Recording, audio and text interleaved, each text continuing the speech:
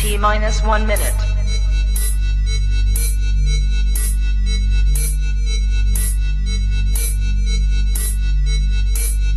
T minus 50 seconds.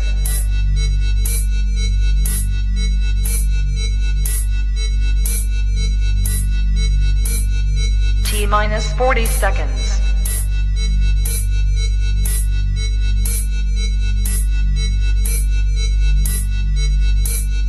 T minus 30 seconds.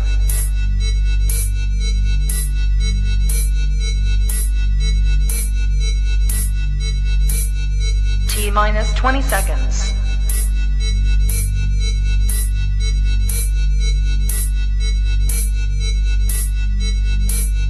Ten, 9, 8, 7, 6, 5, 4, 3, 2, 1, 0. Can we talk for a minute? Come on and talk to me, baby. That's what I wanna do. Come on and talk. Can we talk? Come on and talk to me, baby. Come on, baby.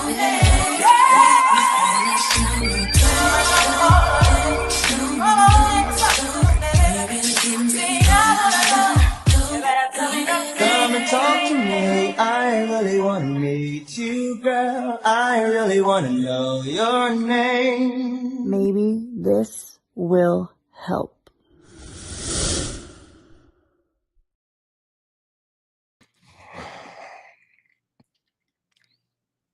I don't even know if I should talk to you in Puerto Rican or what tonight because this nigga came in here. I was waiting. That's why I didn't say nothing. I was just waiting for you to do your spiel, get it out your system. Your dress code, huh? Are you live from Tahiti? Where you at, bro? I know you're not in Compton. Can't be in East LA. What we doing? Why you got so much cocoa butter on? Talk to me. I don't know what's happening right now.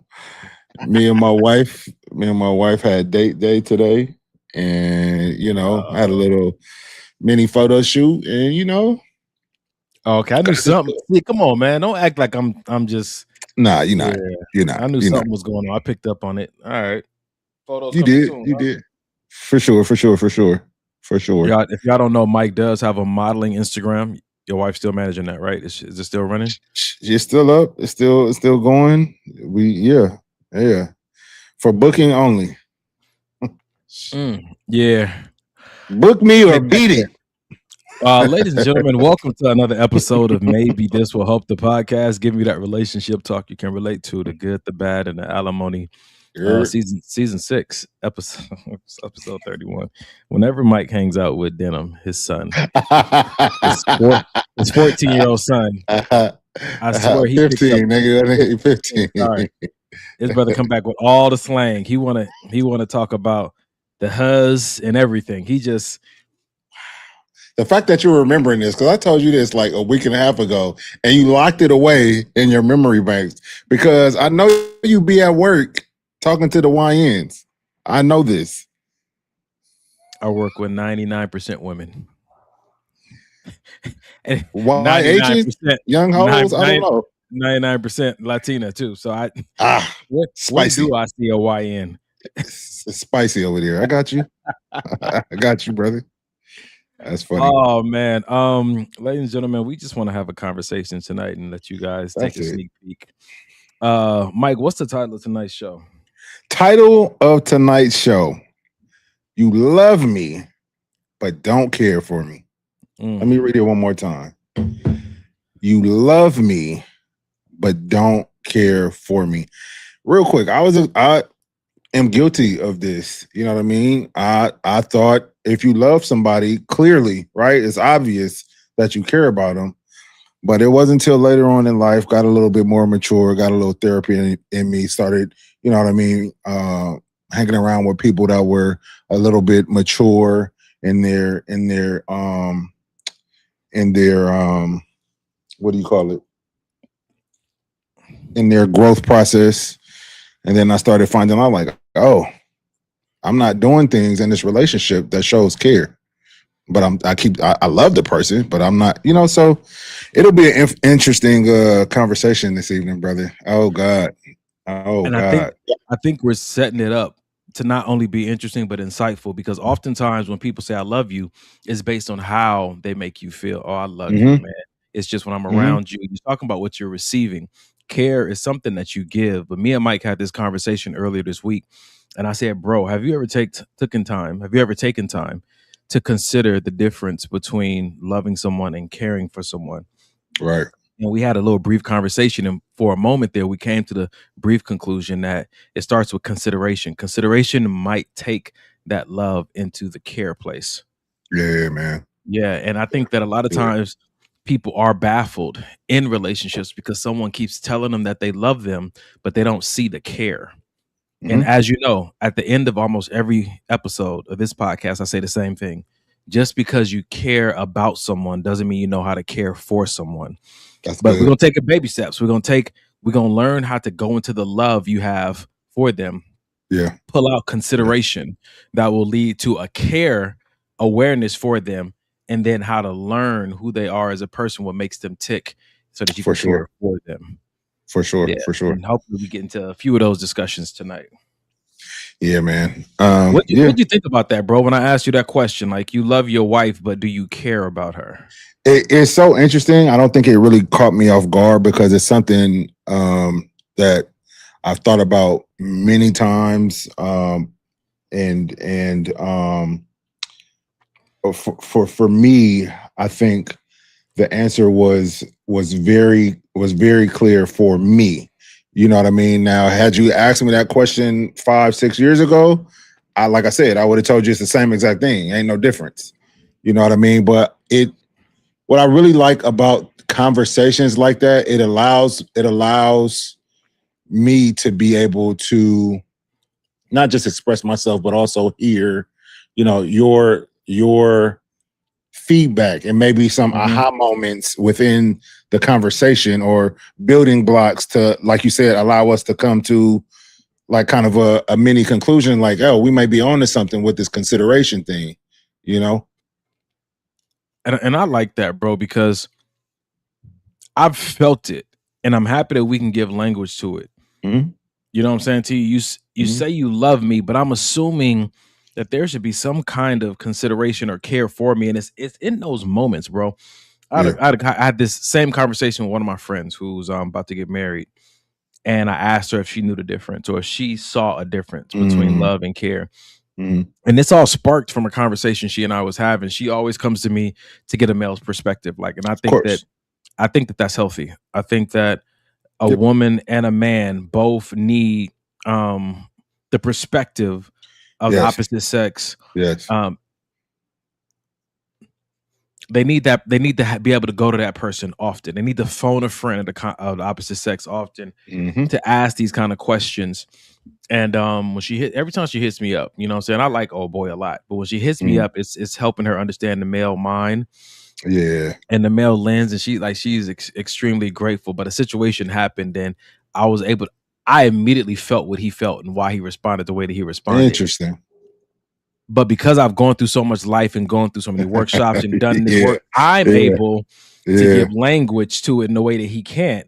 I'm also not emotionally invested in it the way that he is, which might cloud his ability to give language to it. And she was like, I appreciate just how you broke that down. And for me, I think this conversation comes up the most in these misunderstandings, these moments of tension where you and I both want something. We both want something at the same time. And I love you, but I need something right now. But it's something weird that happens when you take the other person into consideration and you want to care for them. Like when you move into that arena, or you start to highlight that part of your love for them, you start to recognize that, dang, if they're not okay, I'm not okay. There it is right there, bro. There it is right there. That is the difference between I love you and I'm letting love work through me towards you. That's solid. Yeah, I love you as I feel, oh my God, this is how I feel. I'm around you. But when I start to take on loving you as, I want to say a responsibility, but also an opportunity.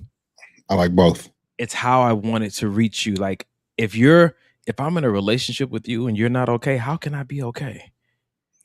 And that's wild because you see it all the time. One partner is like, I'm good. That's her problem. Or shoot, I'm living my best life. He the one tripping. You know, I'm like, but how does that work? How does that work? I don't even understand how you can be okay with somebody that you say you love, somebody that you say you care about, and like you say, and they're not okay. I'm not saying you have to, you know what I mean, go to the depths of hell with them, you know what I mean? But you know what I mean? I also think if we're telling people we love them, if we're telling people we care about them, there has to be some type of action that supports that. If there's nothing that supports that claim, then the other person has a fair right to question if that's true. Where's the evidence, Your Honor? Where's the evidence? Right. Yeah. Right. You say you love me, but where's the evidence? You say you love me, but where's the evidence of your love when you're angry? You say you love me, but where's the evidence of it when you're inconvenienced? You say you love me, but where's the evidence of it when what I want isn't what you want? How do we resolve that? Do you now use your emotions to move me in the direction of your preference? Or have we bypassed all that and now we sit in a space where I'm your preference and you're my preference? Now we're just trying to figure out who can make who feel the most complete in this moment. Bro, I feel like I'm sorry. Go ahead. Finish that. My last statement was that, and if you pick the right partner, you don't have to abandon yourself to do this. Yeah, bro, that's so good. That's so good because it and I've said this so many times on the show. If I'm giving my all to try to for lack of better words, make life easier, you know what I mean? And you're doing the same for me, like it leaves very little room for anybody feeling unappreciated, anybody feeling not cared for, anybody feeling like second fiddle to something else, whether it's the job, whether it's homeboys or homegirls, whether it's, the kids, whatever the case may be. If we're constantly putting in our all and doing the work and doing all these things, and she's doing this for me, I mean, you're talking about marital or relational bliss. And I think it comes down to even early in the dating phase, like, does any part of spending time with this person feel like an inconvenience? Wow. Yo, listen.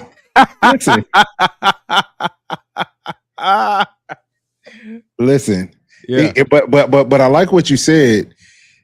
If you're, I don't want to say if you're with the right person, but if you're with the person that you truly want to be with, even those inconveniences, like you said, don't really seem like inconveniences. Me and Janae I just told you right before the show, me and Janae just went through something where for me, it was a complete inconvenience. Didn't want to do it, but I did. And I did it willingly and happily because I know what it would do for her in that moment. All right. We're about to go to the definition on these so an inconvenience is a minor trouble, bother, or delay that makes things difficult or uncomfortable. For sure. All of them. Everything you read. Yes. Oh my. Yes. She probably in there laughing right now. Yes, sir. All of it. Don't want to do it. So in that moment that this feeling of inconvenience came up, and you're not a man to often be led by his emotions. Right. Thank you for saying often. You still found a way to care for your wife's heart. Yes. In the midst of something that she wanted that felt like an inconvenience for you. For sure. The big question is that maybe we can all get an aha from is, what did you have to consider in that moment? What did you have to consider mentally when that feeling of inconvenience rose up? Man, so much in that moment. One, for me, my thing is doing this, whatever it is, gonna for lack of a better word, is it going to kill you to do this? Is it going to be like, I know it's irritating. I know you had other plans for yourself. I know you may not want to do it, but at the end of the day, what is it really going to take from you in order to do this for somebody, not even somebody, for your wife? So that's always my first go-to. And then my second one is, go ahead. I want to ask you a question about that. Mm-hmm. So when you're talking about, I love how you clarified, didn't say just somebody I love, my wife, but that puts her in a whole different category. Mm-hmm. The question that came to my mind was, I'm considering something major. Yes. What makes this person worth that consideration? What makes her worth it to do that kind of consideration? It's so for me, you have to go back to, why did I marry her in the first place? And I think once you get to the reasons why I married her, the why do you do what you do is the easy part. You know what I mean? It goes all the way back to how she's made me feel seen. It goes back to how she's helped me grow in a lot of ways. It goes back to how she's loved me even when I felt like I didn't love myself. So it's a conglomerate of a whole bunch of things that now makes decisions like, man, I don't feel like doing this, but it's for her, so I'm gonna do it. And so I want to keep on highlighting this, man, and I'm gonna keep beating this horse, man. Yeah, these are feelings that are coming up, and we have to be mindful that when these feelings come up, they're valid, but they should have a conversation with some kind of logic at some point. And I think that what we're saying is that it's going to be hard for you to continue to think that this person is worth these types of accommodations and these kind of considerations if you forget why you're with them, if you forget where this started and why you both said yes in the first place. Amnesia can be the biggest killer of your marriage. If you forget your vows, if you forget your commitment, if you forget the moments that made you say I love you, and the moments that you started to feel like you are like the center of my world right now, right? Like, the further those get from your memory, the harder it is going to be for you to muster up the effort in those moments to consider and make those accommodations when they want something that you feel like is an inconvenience. 1000%. And what's worked in my relationship, in my marriage, is not forgetting, right? And the best way not to forget is to continue to recreate those moments, continue to do the things, continue to have the conversations, continue to explore intimacy and sexuality and all of these things, as opposed to, I got my person, cool, I'm done. I've reached the mountaintop because I'm married now, which a lot of people do, which I've done in my previous marriage. You know what I mean? It's so funny. The other, maybe a week, last week, Janae's getting up. It's maybe 12, 1 o'clock in the morning, and she's getting up to go do something, and she's being silly. And then she comes back to sit on the couch, and I'm just staring at her. And I'm like, this is really cool. I'm just like, and she's like, well, what? Like, what are you talking about? I said, the fact that we get to do this together for the rest of our lives. And in that moment, it was like, I was in awe. Like, wow. You know what I'm saying? Like, this is crazy that this is something that, because I'm not a big people person. So for me to enjoy someone's company every single day, every single night, wake up, see them, go to bed, see them, that in itself is big for me, friend or otherwise. You know what I'm saying? So to really enjoy it, you know what I'm saying, is because you got some people, they don't want to go home. Yeah. Because they got to see that person. But again, that's a care thing, right? That's a care thing. I don't really care to see them. I don't really care for their attitude. I don't really care what they think. It's like, dang, all right. Rough times. Indeed, bro. Indeed. I think that this conversation is necessary because if we're doing a show called You Love Me, but You Don't Care For Me, we have to identify that sometimes I'm just saying I love you out of habit, not because I'm connected to the memories or the commitment that make my love for you, that animates my love for you. It's not just something I Yeah. feel. Is coming through me. It's coming out of me. It's expressed love. Have you, Come good on, brother, Yes, sir. and I thought you all were of gonna say good your bar. All right.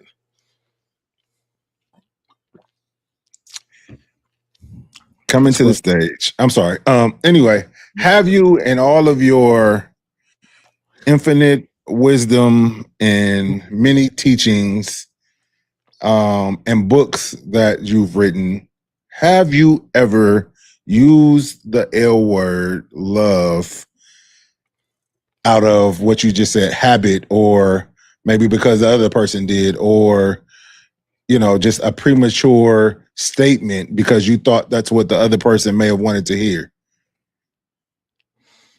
I would say rarely. So the answer is yes. Answer is yes. Me too. Yeah. Ferguson Marv on Instagram said, "You truly love and like your wife, Mike." Oh yeah. But she's a likable person. If she wasn't, we probably wouldn't be together. I mean, again, she just marks off the things on your list for people you like, because I like her too. We know. I said, what's up? She can hear you. I would say yes, bro.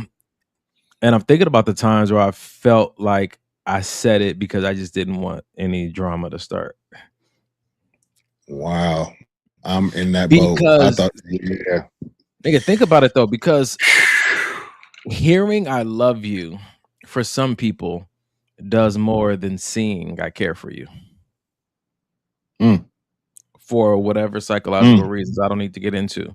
Some people, that's just, I need to hear it. I need to hear you say it. And you're like, I just did XYZ element OP. And you're like, yeah, but you didn't tell me today. Yeah. So because no, I mean, I'm in that same boat, and I agree with you wholeheartedly. But what I found is, with some people, if that's what you need, and you're somebody that I care about, I'll get that to you. Because what I've learned is this, bro. Just because somebody says they want to hear it or they have an issue because I haven't said it, doesn't mean they don't see the what I'm actually physically doing. That just means they take the hearing it takes priority over the seeing it. Come on, man. It doesn't mean that I'm not seeing everything. This is just a bigger deal for me. Yeah. Not to say that nothing else is a big deal at all. This is just a bigger deal. That's good, man. That's good clarity. Yeah. Jesus, man. So we got so Rashonda on Instagram said, I think this applies to families too. Woo. And then Carrie over here said, unfortunately, there are some parents who behave like that. They don't want to come home to their own family.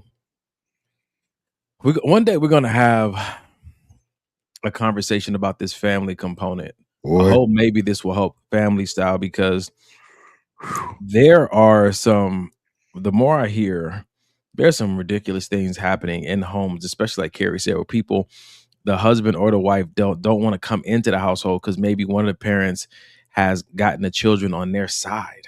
Like their sides in this thing. Yes. And so it's not only the spouse, but the children both are against the father, or they're both against the mother. And you just, and you wonder how some people just, I'm leaving my spouse and the kids. And you want, like, they're innocent, but sometimes the parents can corrupt the children to. Yeah. Anyway, that's not tonight. Tonight is You love me, but don't care for me. We haven't done no videos and nothing. Ladies and gentlemen, I hope you enjoyed this first half an hour. I think that was really on my heart. Yeah, that's good, bro. I'm in a place, bro. Church was good today. I've had some really good conversations with my friend. I went to the spa yesterday and really had some quiet time with God. I was wondering if there was going to be a lot of people there, bro. It was so empty. Nice. And I got a chance to, like, it's really like just digital journal while I was at the pool and in the jacuzzi. And I'm just like talking to chat, you know what I'm saying? Looking at notes and sermon notes from 2019. That's good, man. Before this big 6-year push happened. Like, what did I want? What was I going after? And happy that I'm hearing from God, but I am in this place to trying to figure out, like, what what do I care about and what matters right now versus maybe a month ago, maybe a year ago, because something shifted, bro. And I can't force it. That's what happened when I went to I did the jungle bathing. I can't force clarity, but I do want to sit with it because I'm acknowledging something has shifted. And so I'm in a good place, man. Just sitting there quiet to hear from them. But That's we do have some videos and some posts tonight. John, what up, bro? He said for some, the actions can be just routine, but you can hear in the tone, the inflection, the intent, if the person really means what they say. That everybody's different, bro. Some people feel like the words are just rhetoric, and other people feel like the behavior is just routine. Love languages, bro. Love languages, indeed. And that's what happens, though. That's what happens. These routines. Because I would be lying if I said me and Janae didn't get into a routine of doing things. Like me and you have talked about it. Like, man, you know, I don't need to say that on here, but you know, me and you have talked about certain things, and it's like, you know, you can't allow routine and got to get the kids to basketball, got to make sure I hit the gym, got to make sure dinner is ready, got to make sure, you know, all my work is done, got to make sure these businesses are booming. Yeah, but spouse there should be a staple in which the spouse gets the time, not only that they deserve, but that they need, that the marriage needs, that the relationship needs. There we go. Let's talk about that, because immediately I saw this post this week that talked about stop fighting for what you want and for what they want and start fighting for what the relationship needs, right? Come on, man. I started thinking about the gym. As soon as you said that, I'm like, that's my routine. That's where I go. But I go to the gym to break down the muscle. Yeah. Results don't come without recovery. Come on, man. Results don't come from gym alone. Come on, man. You need sleep. You need nutrition. Yep. You need massages. You need stretching. You need recovery. And I think that is that intimate time, even though you're out there doing the work and the routine, to build something. Like, you got to care for the thing that you're building while you're building it. Yeah, brethren. Yeah, you do. You do. Yeah, man. All right, cool. So let's get into something tonight, man. You ready for tonight's first conversation? Let's get it. Remember, ladies and gentlemen, as you're watching this video, we are talking about the fact that you love me but don't care for me. Tonight's conversation is heavy on, I want to see the care.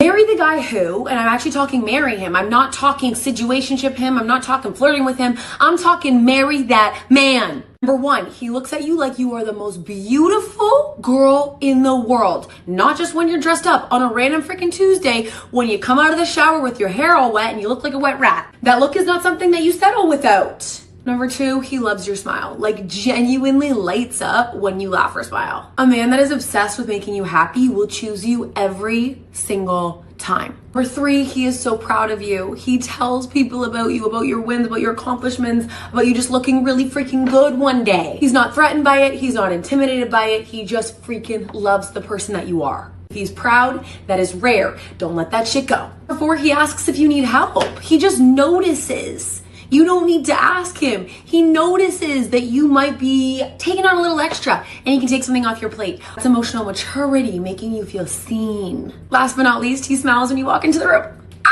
I freaking love that. If that man does not smile when you are walking into a room, I don't want him. I don't want him. I want a man that is grinning ear to freaking ear, that it hurts when I walk in the room. Walk in that room and something in his face changes. Yeah, I want that man. So stop chasing the ones that make you question everything, Becky.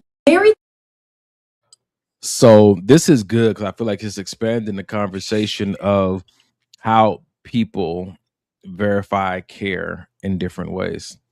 Doing this or saying this proves that you care about me, or is how I verify care. So what do you think about that list she was running off of? Marry the man who.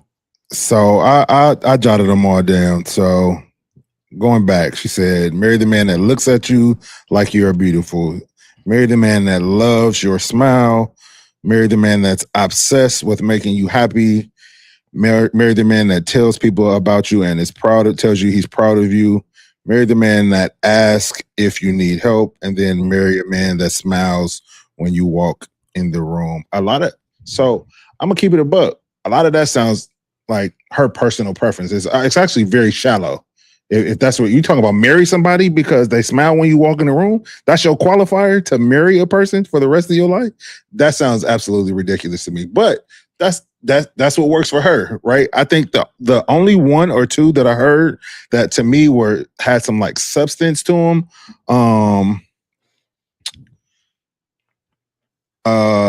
What is it? Ask if you need help. To me, that's showing a sense of care.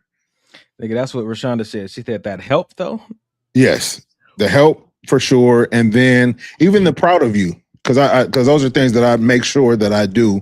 You know what I mean? Especially so your wife or your husband is starting a new venture, or maybe they just got a new job, or or even the man just fixed the kitchen sink.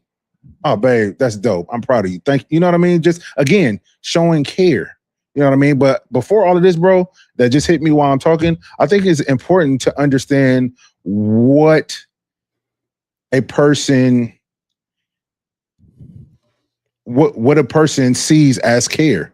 Because if I see care as one way and Janae sees care as a different way, and I'm doing all these things for her that are in my mind showing I care, and she's like, I don't really care about any of those things because that's not how I see care. So having that conversation with your partner before you just start attempting to care bomb them is also important. Not love bomb, care bomb them. Jesus Lord. Let me jot that down because that was good. Jesus, not the care bomb. And I think this is good though, bro, because you said those things were a few of the things she said were surface or superficial, and for me they were deep. Nice. Bro, that's good. You know what I'm saying? And this is why the conversation needs to be had. For sure. That smile when you walk in the room, and I'm gonna go ahead and say it publicly. Yeah. Ain't that many people watching right now, so it's okay. But I told you, a deal maker for me, is smiling, giddy energy when I see you.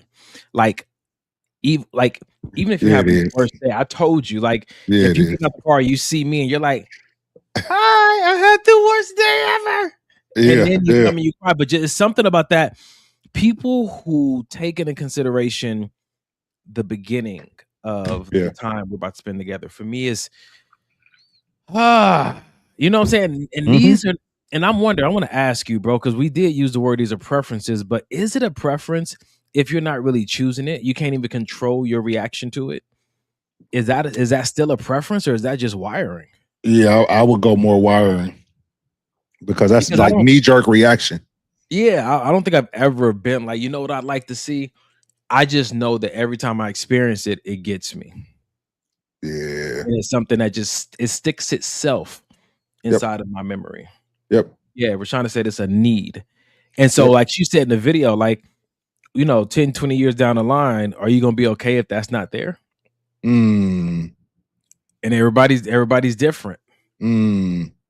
Yeah, and that's the beautiful thing about it. Like I said, I don't want to discount what she was saying because some of those things that she was saying for her, and like you said, for you, the smiling thing, those things are important. That's something that, and I get it.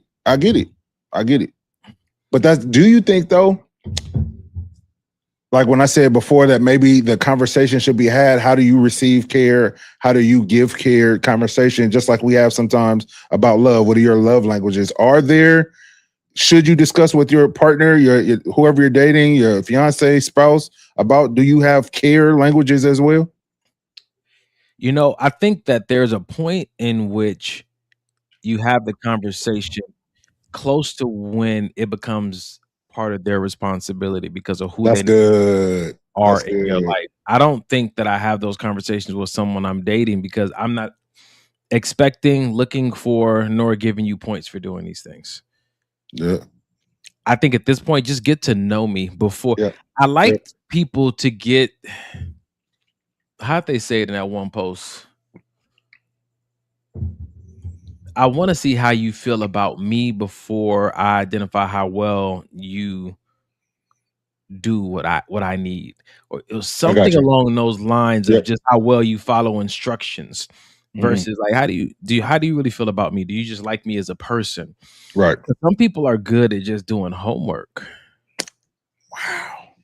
Sheesh. That's true. And don't have no interest in majoring in that class. They're just good students. Damn. And sometimes you think that they just pay attention to all these details. They know all these things about me. That's their personality. That's not their interest. That's how they are with everybody. God, dog. Yeesh. Yo, you can mistakenly think somebody's interested in you because their personality type is attentive and caring. Yep. Yes, sir. Ask some follow-up questions, ladies and gentlemen. Ask some follow-up questions. You got anything on Instagram over there? Reggie said, what up, Reg? She said, what up, fellas? Back in action. What up, dog?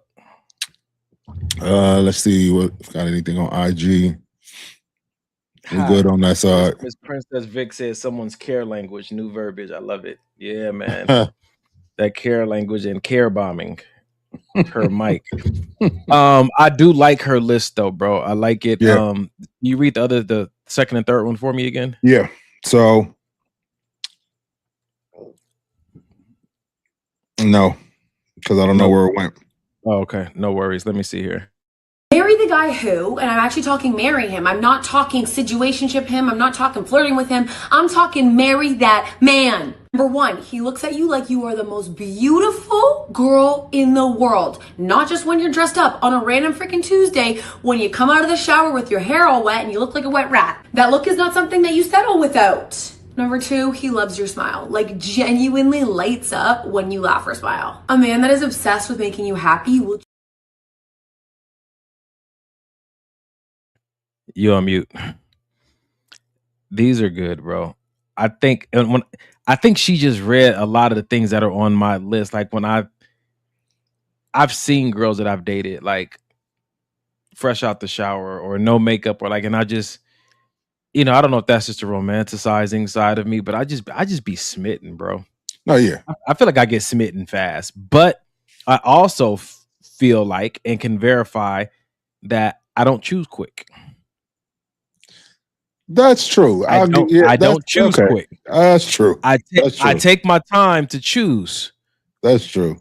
But once I choose, nigga, matching outfits and everything. I'm pretty much done for immediately. Yeah, I feel it. Yeah. Oh my God. John said narcissists can study you and make you think they love you. They play the role. God. Don't we know? Where I might be going to the Philippines. Did I tell you? Yes, Donovan. I was talking to the pastor today at the church, and they might need missionaries. And I'm not going out there to marry nobody. I just might. I just sometimes feel like I just need a break from the culture. If you came back married to a Filipino, when your wife, I was about to say, welcome to the family, brother. Sis, I didn't have nothing to do with that comment. That's your husband. I ain't gonna tell you what he said before the show started. Wow. Yes, you will. Yes, you will. Only if I get we can discuss it for that chicken sandwich if we can work in the Grange. Hilarious. So I want to play another video, bro. And this one is, I think that a lot of people don't know how much they want to be cared for. I think they recognize they're not getting the care that they want in relationships. Yeah. But they don't recognize, they think that is, I want somebody to love me. And for a lot of people, it's starting to be understood that I really want someone to care for me, not just about me, but care for me. And here, when people get to that place, here is where their preferences become non-negotiable. And this is why some younger women like older men, and why some older men like younger women, or why people have their race preference, or why people have their financial status preference, because ultimately what they're looking for is a specific kind of care. Facts. And they think that this demographic of people can provide it better than others. So check this out. Why are older men becoming more appealing to girls my age? Obviously, I have to address the first thing that came to mind and the huge elephant in the room. And it's that, oh, younger girls only want older men for their money.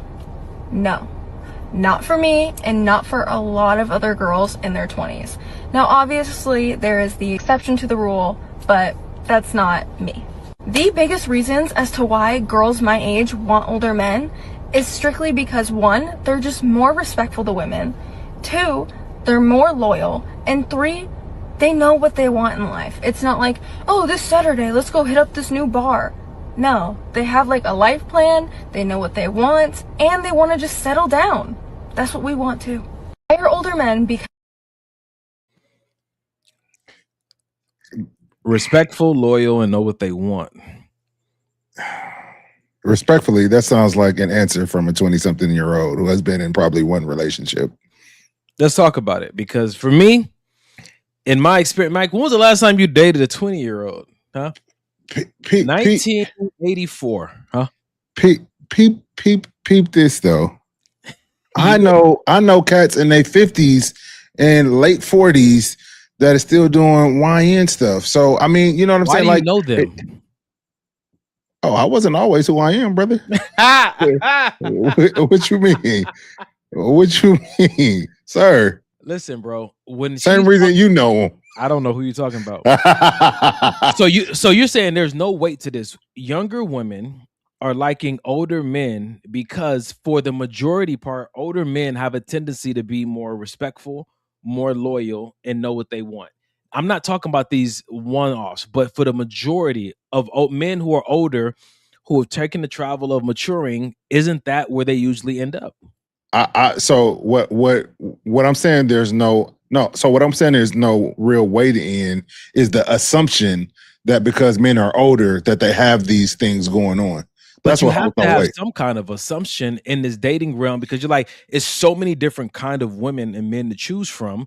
It doesn't seem odd for me for a woman to say in her 20s, like, I want to get an older guy, because if I'm just looking at trends and statistics and I'm looking at science and evolution, like something tells me that an older guy, I'm not saying I can't find a younger guy who has these things and that can be a one-off, but the idea is that as you get older, you have more experiences.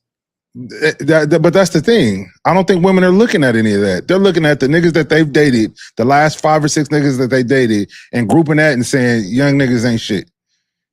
Because that's what a lot. Because I feel like the females that I've talked to or that have talked to me or have expressed, I'm gonna start dating older men. It's because what their experiences have been, or maybe what they've heard about from homegirls with guys their age or maybe younger, haven't worked out. So the next best thing is to A, go older, or B, go to a different race. So, but this has been going on for decades, bro. This is not a new thing, right? And I think there's something there that I don't want to overlook, especially because of my experience. I've done 10 years older or younger than me, 15 years younger than me. And I've gotten feedback, or I knew ahead of time that they were looking for this loyalty and respect piece and this knowing what you want out of life. Like she says, when I was in my 20s, it was like, okay, what's the next party? What's the next thing? But in my 30s and in my 40s, there is a different kind of stability, right? So if I take away those specific things she said, and I said that an older man is more stable, would I be accurate in that assumption? I'll say yes. I'll concede to. It's hard for me to say, bro. I would say they should be. Okay. Older men should be. And for the most part, they are. Okay. I can't make that assumption, but That's okay. Wow, man. For the men that I know, the ones who are mid 30s and up are more stable. They've either had their heart broken to the place to where they stop looking at life from a selfish lens, or they just understand because of the time they spent on this earth what really matters. Right. So when they say that women and men mature at different ages, it almost makes sense for a woman in her 20s to be with a man in his 30s. Right? You know what I'm saying? Just for the large assumption through science that there's just a difference in the rate at which they mature. Yeah. So again, I'm going back to what we talked about in the beginning of this conversation. They want to be cared for a certain way.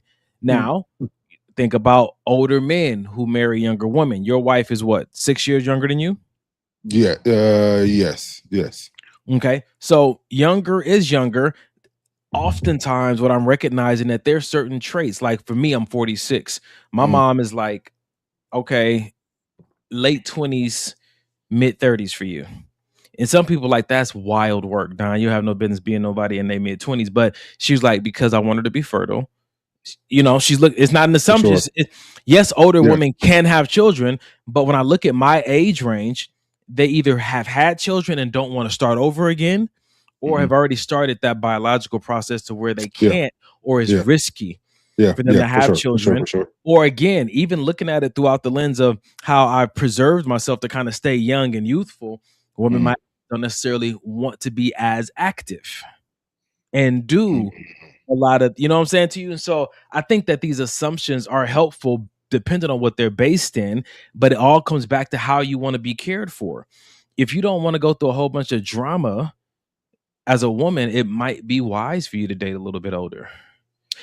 So why would that older man, more established, has something going for himself, has built a life for himself, want someone that hasn't experienced really any life? Not saying that no younger woman has, but you know, hasn't experienced real relationship, hasn't experienced you know any real type of. I got you. I'm gonna answer it by saying this: experience doesn't always help. Sometimes it's that experience that you went through that got you jaded. I remember on this show, we asked, you know, it was 4 of us on here, would you want to marry a virgin? And a lot of guys are like, no, I don't want to marry one because she doesn't have experience in sex. And I think one of us was like, I would want to, because now I have a greater opportunity at molding or at a bonding with her, absent any other kind of interruptions that a one with experience would have.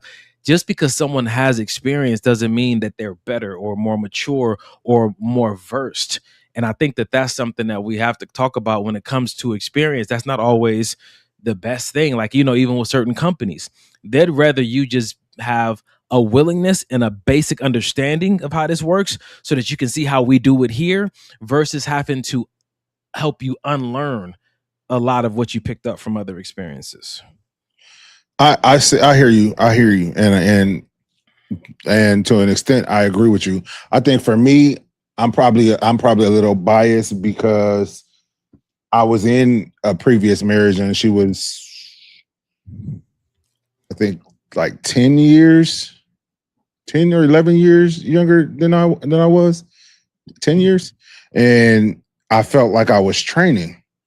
I felt like, and it was. As an adult who has some things established, who's trying to now build, but I can't really build the way I want to because you don't get it. You don't understand. So then I have to teach you, try to build. So I get it. So I think it comes back to, again, like what that man may be looking for. If he's looking to build and have like this power couple dynamic, then he would need somebody with some experience. You saw McGellan? Yeah. Training day. He would need somebody with experience, but think about the man who's done all that building and really just wants, like she's saying, like, I just want some peace and stability. Like, I feel that. Somebody who just wants to enjoy life. I'm not looking for a power couple. I'm not looking to be the next Jay-Z and Beyonce. Like, for sure. You know what I'm saying to you? And I think that's when people start saying, you know what, I just need a little Southern belle who wants to, you know, cook the fish when I bring it home after I've been fishing all day, who wants to, you know, homeschool the children and enjoy walks in the park or, you know, date nights or pottery. Like, I think that I'm not saying that is the blueprint for every woman or every for sure. Man. No, yeah. I got you. But again, this conversation is going back to, if you want to be cared for in a marriage a certain way, you do start looking at different categories of people and say, who might be the best, who might give me the best chance at having that kind of life. Yeah, and honestly, if I'm being honest, I feel like that is kind of how you should look at it. You know what I'm saying? But I would just do your due diligence before you start making these type of decisions based on. I don't know how. Honestly, I wouldn't know how to go about it, bro. I just wouldn't. It's a starting point, bro. That's it. It's a starting point. It doesn't mean that you gotta marry a younger one. No, you might just say, hey, I'm willing to go out and try this because it's an assumption. Sure. It's just like any other theory in science. You got to test it out. Exactly. Now, let me tell you from my experience, I think I've dated more people than you've had. or Yeah. talked to more people than you have.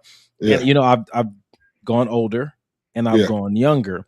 Yeah. And I have recognized that there is something to be said for me and what I want out of life when it comes to going younger. That's so crazy. I have the opposite experience.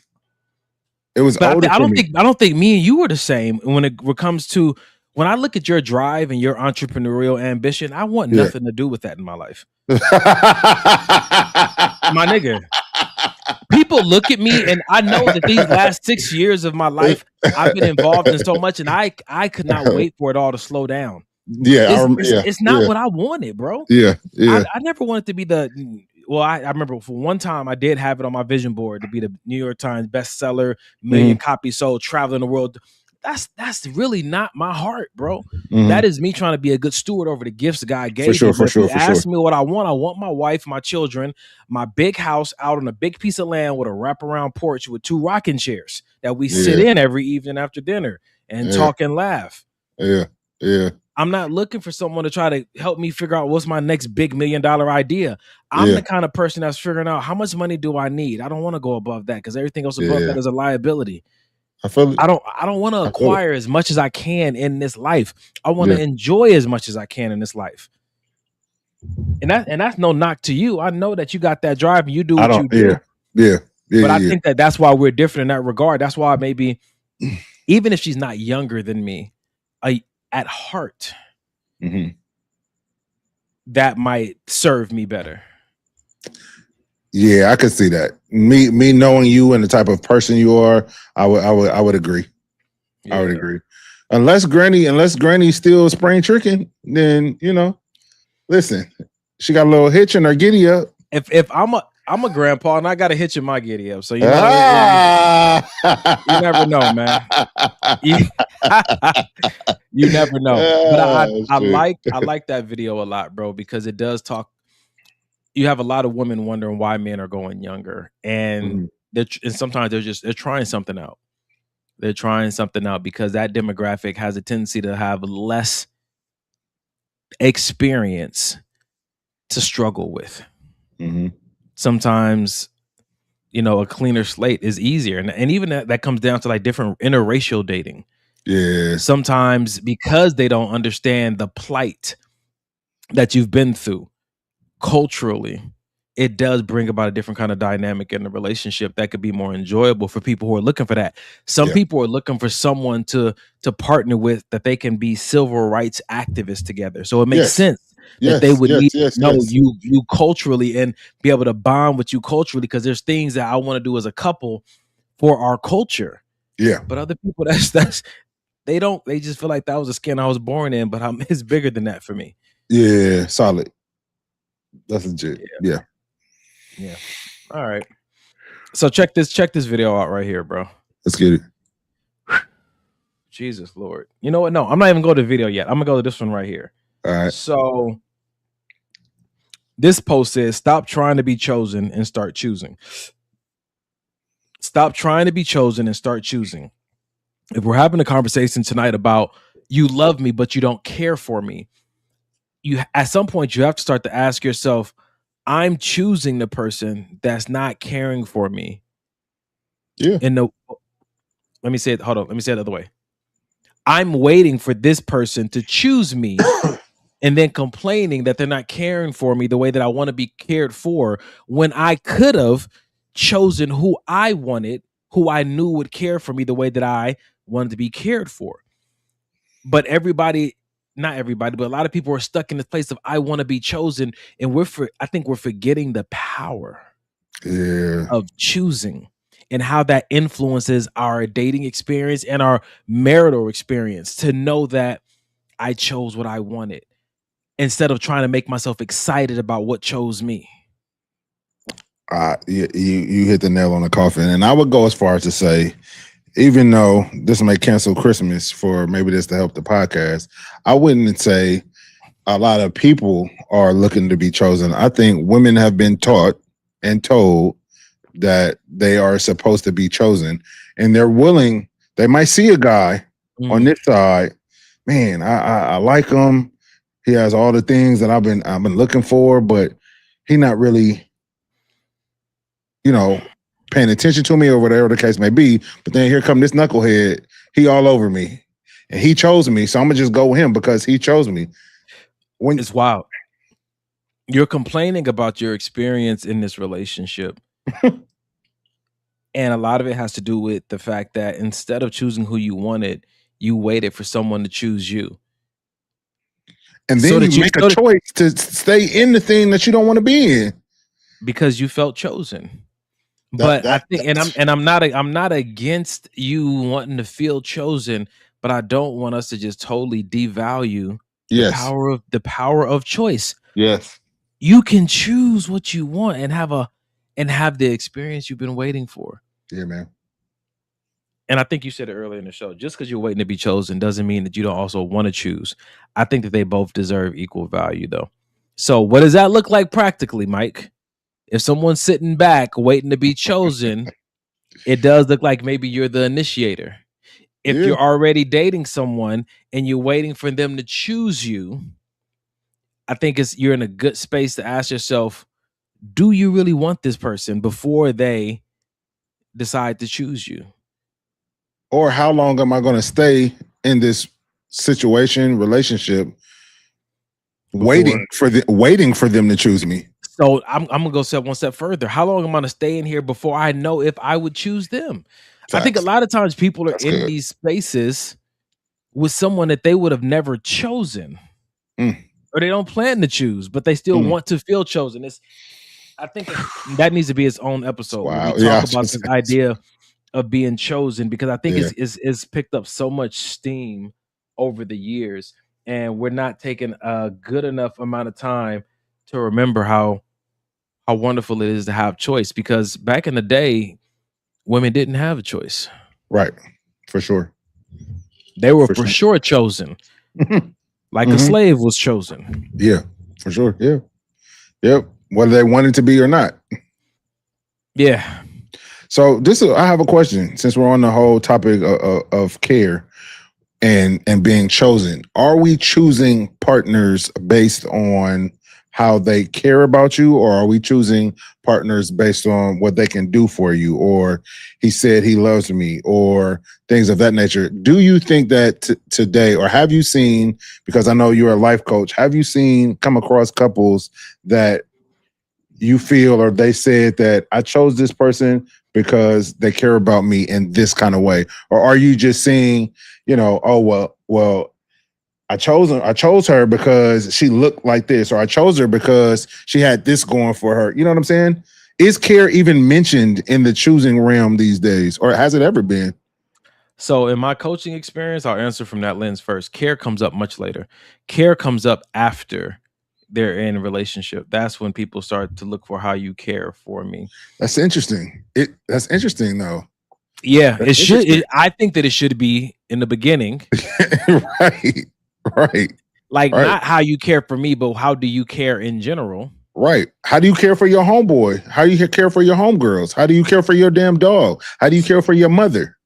So in my book, Before the I Do, I wrote in there that when someone says that they love you, look at something else that they say that they love and see how they treat it. Yeah. Still good practical wisdom. It is, brother. It is. But unfortunately, Allie is funny. Allie said there's a lot of Filipino women here in Oklahoma to choose from. I can schedule the meet and greet. That's funny. I was talking about going to the Philippines for mission work, not missionary work. Hello. Amber said, I feel like the frozen chosen personally. Tell me more about that. So on Instagram, let's see, we got a few things on here. Miss Princess Vic said, I think many waiting to be chosen are settling for who chose them. She said, guilty. Had to choose me and leave the trash on the curb. Jesus. John said, is that like loving someone and being in love with someone? The difference between the two? Dang. And then Rashonda said, I saw a post that said this generation of women are the first to choose a man based on character, and we're all single. I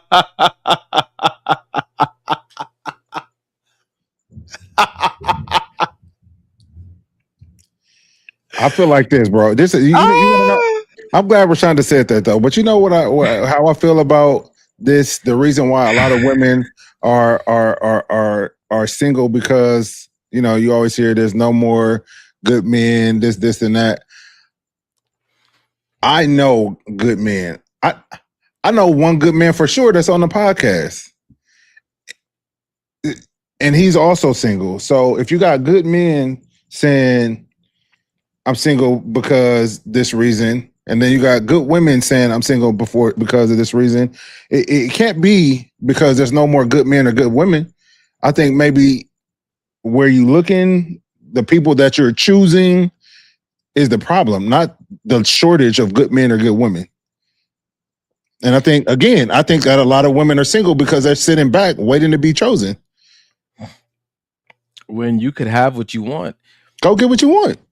Go get what you want. You're waiting to be chosen when you have the power to choose what you want and have your happily ever after. Instead, you're waiting for someone to choose you, and now you're stuck with seeing if who chose you can give you what it is you've been dreaming of. And 6 cats. I'm hating it. All right. Let's do this then. I'm hating it. It's crazy. We had Amber said, I lay low and don't feed into being chosen anymore. I'm tired of being disappointed. You know, and for me, I had to, and Mike knows this, I had to switch my lens, my filter, because I got burned out on all this relationship talk. I told Mike, I said, can we change? Maybe this will help into anything but relationship talk. I was burned out, and it was because I was taking it in, my filter got clogged up, and I was taking a lot of stuff way too serious. Like, it was either just conversations, because God's like, I already settled your soul. Why are you letting these topics unsettle you? And I said, how did you settle my soul? God said, I told you.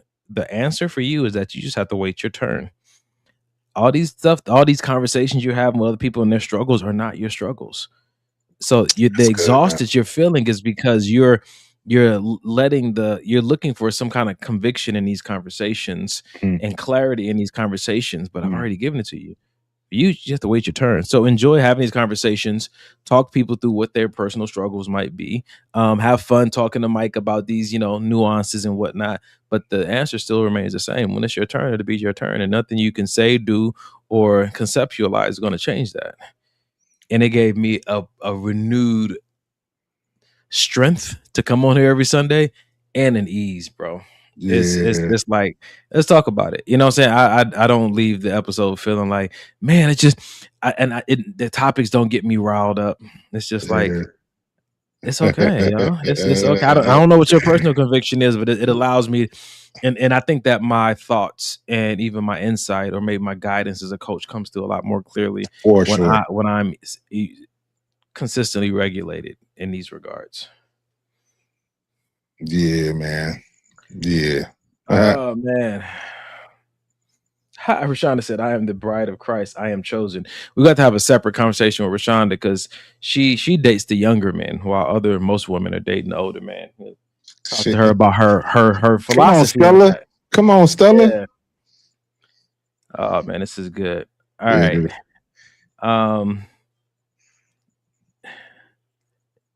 Since when are you gonna behave, Kerry? For sure. When I saw it, I was like, knock it off. Knock it off. All right. So our next post. Actually, before I do the next post, ladies and gentlemen, we thank you guys so much for rocking with us every week. I'd always want to give you guys an opportunity to donate to what we're doing. We're fully transparent. It's $88 a month for us to stay on this podcast. When you guys don't help me, I might just pull it out of our own pockets, but we always want to give you an opportunity to help us stay on the air and stay motivated to stay on the air. So go to our Cash App, $ maybe this will help. $ maybe this will help. That is our Cash App. And if you don't have Cash App, you can shoot us a DM at our Instagram account, and we can find a way for you to donate, either Zelle or some other kind of way. So with that being said, I will go back to our post for tonight and get into the next one. All right. So I'm about to make a pivot here, Mr. Michael. Let's go. There was a lot of heart talk this week amongst myself, just, me and God. And I included a few friends into it. Then I ended up putting up a post online about what it really means to love someone and care for someone. What happens when you care for the person that you love?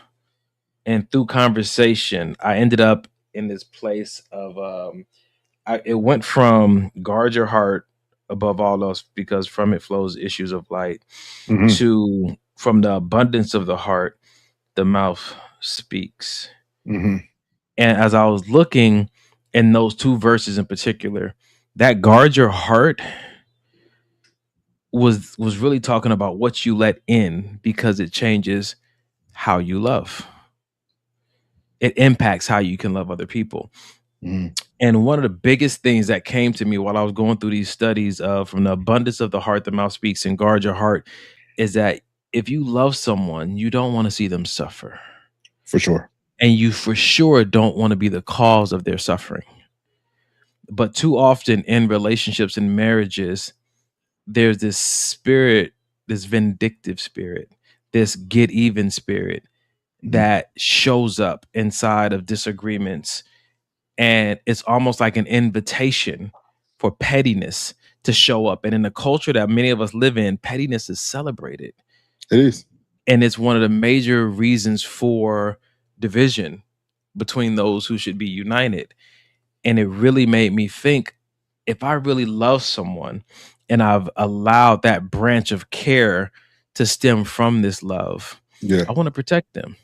Yes. And sometimes that means I want to protect them from me. Yes. And there's ways that I can be that I never want you to experience. So I'm guarding my heart, which means that I'm not going to follow every person online, not because you feel disrespected, but because of what they're pouring into me might change how I love you. I'm not going to listen to every song because it may poison some part of my mentality. So next time I deal with you, I'm dealing with you from more of a place of what have you done for me lately, because I heard it in a song, versus remembering how much you've done over the years. And so I put together this post. I'm not going to read the caption I put on there, but this post that I put up, and I want us to have a quick little discussion about it because there's some supporting things coming with it. There are things you simply can't do towards someone you truly love. Love limits what you permit yourself to do with your anger, fear, ego, frustration, or pain. So I want to start off first by asking, do you think that's even true or valid? Nah, I think it's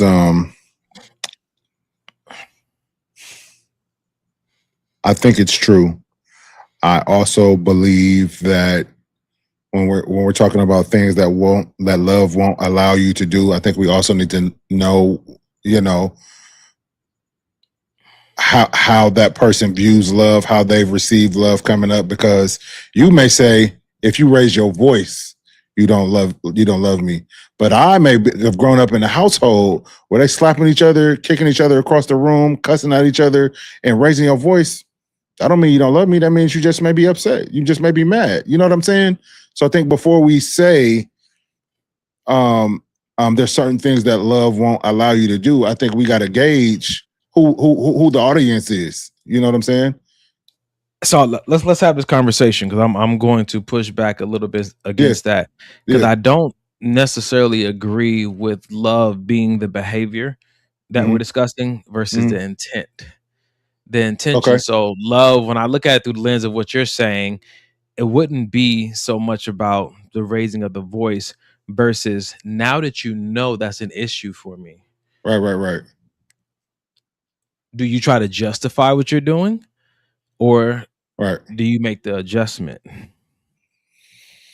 Okay. Because the intention is not for me to pull you into the world that I come from, but it's for me to love you properly and do my best not to be the cause of any suffering. Now that could mean that I could have a conversation with you and say, "Hey, when I do this, that's not what it means," and that could be the cure for you. Yeah. But I'm yeah. not having that conversation to convince you. It's just to share with you. And if at the end of that conversation you still feel some type of way about it, then here comes the opportunity to care. Good. Yeah, Because Mike told me by text, we were talking about it.